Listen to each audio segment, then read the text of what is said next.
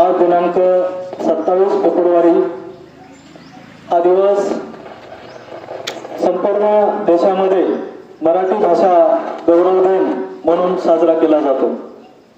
कवी कुसुमाग्रज विवा शिरवाडकर यांच्या कविता आपण आपल्या अभ्यासक्रमामध्ये वाचलेल्या आहेत, ऐकलेल्या आहेत, ऐकणे आणि मग त्यांच्या जन्मदिनी 2013 पासून हा मराठी भाषा गौरव दिन साजरा करण्याचं ठरवलं गेलं।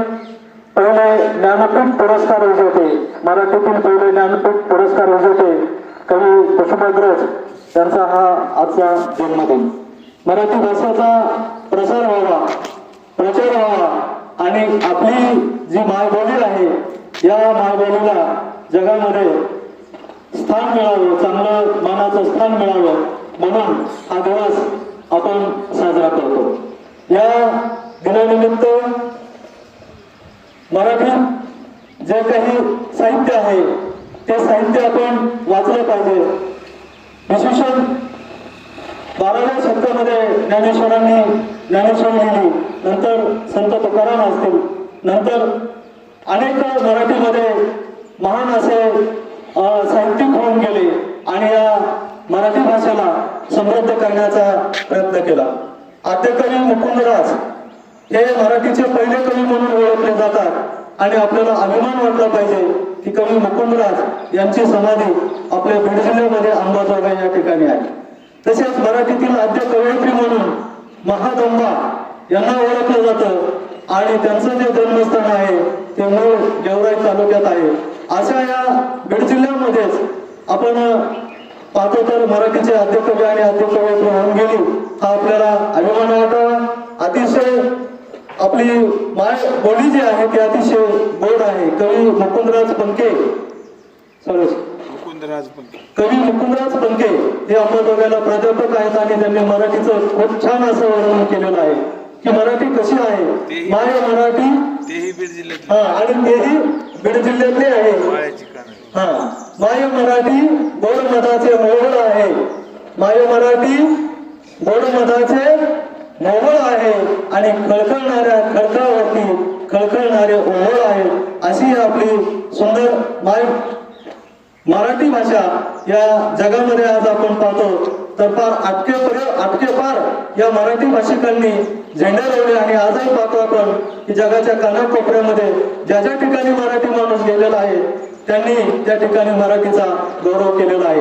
या गौरव दिनानिमित्त आपल्याला गोड अशी मराठी शिकवणारे आपल्या गणेश विद्यालयातील शिक्षक राठोड सर यांचा आपण या ठिकाणी सत्कार करून या ठिकाणी सत्कार करणार आहोत। मी आदरणीय मुख्याध्यापक श्रीमान सोनवणे सर यांना अशी विनंती करतो की आपण राठोड सर यांचा पुष्पगुच्छ देऊन सत्कार करावा।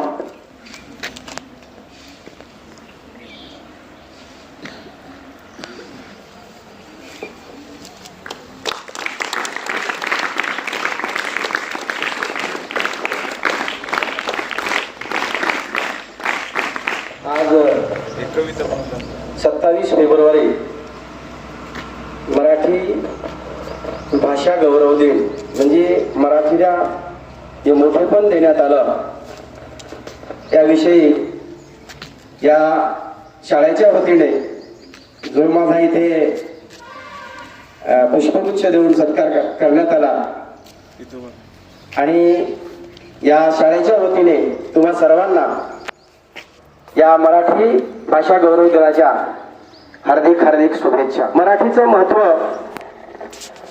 कारण महाराष्ट्र हा संतांचा देश आहे, राष्ट्र आहे आणि सर्व संत मंडळी या महाराष्ट्रात होऊन गेली।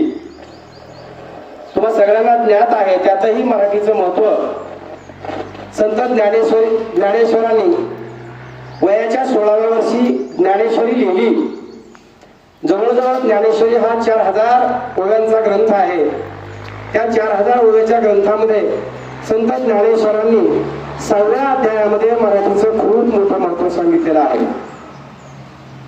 आणि त्या 6व्या अध्यायातील 8 ओव्या इयत्ता 7वीच्या वर्गाला जुन्या मराठीमध्ये काव्य होतं मराठीची थोरवी. तर ती मराठीची थोरवी कशी आहे, थोरवी आणि मोठेपण, ते मोठेपण कसं आहे संत ज्ञानेश्वरांनी ज्ञानेश्वरीमध्ये सांगितलं, त्या मी सांगणार आहे. तर ते मोठेपण आहे का, अध्याय क्रमांक 6 आहे, ओवी क्रमांक मला वाटतं 72 ते तिथून पुढे काहीतरी आहे. माझा मराठाची बोलू कौतुके, परी अमृतातीही पैजा जिंके, ऐसे अक्षरे रसिके मिळवीन, जिये कोळिकेचेही पाडे, दिसती नांदीचे रंग तोडे, विधे परिमळाचे भीक मोडे जयाचेनी. ऐका रसाळपणाची या लोभा, की श्रवणाची होती जिवा, बोले इंद्रिया लागे कळंबा एकमेका. सहजे शब्दोतरी विशो श्रवणाचा, रसना मने हा रसू आमुचा, घ्राणाशी भाव जाय परिमळाचा, हाची तोची होईल. नवल बोलतीय रेखेची वाहणी, देखता डोळ्या लागो पुरोधणी, मनाती वळती खाणी रूपाची. जेथे संपूर्ण पद उभारे, तेथे मनची दावे पाहिरे, बोलू भुजाही आविष्कारे आलिंगवया. तैसे शब्दाचे व्यापकपण, बोलीचे असाधारण, पाहतया पावती गुण चिंतामणीचे. ह्या 8 ओव्या मराठीचं इतकं मोठेपण सांगितलं. त्यामध्ये जर त्याचा विस्तृतपणे जर अभ्यास केला, ही कविता मी शिकवलेली आहे, प्रत्येक एक शब्दाचा विचार जर केला, तर संत ज्ञानेश्वरांनी मराठी भाषा जी आहे, ही भाषा याच्याविषयी जर आपल्या शरीराला जर विषय दिला, तर प्रत्येक अवयव आपापसात भांडायला लागतील.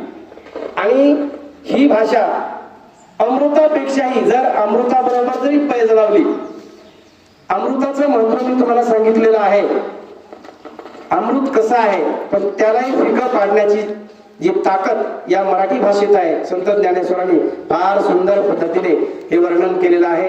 आता यामध्ये परत 6वीला एक कविता होती, परंतु कविता, कारण आम्ही ती कविता पण जुन्या मराठीमध्ये होती, त्याचं एक ध्रुवपद मी म्हणतो, त्यावरून लक्षात येईल की मराठीला किती मोठेपण आहे, आपण किती नशीबवान आहोत, आपण किती भाग्यवान आहोत, आपल्या नशिबाला मराठी भाषा आली. म्हणून त्या कवीने तिथे सांगितलंय, लाभले आम्हास भाग्य बोलतो मराठी, झालो खरेच धन्य ऐकतो मराठी, सर्व जात पंथ जाणतो मराठी, एवढ्या जगात माय मानते मराठी, लाभले आम्हास भाग्य बोलतो मराठी.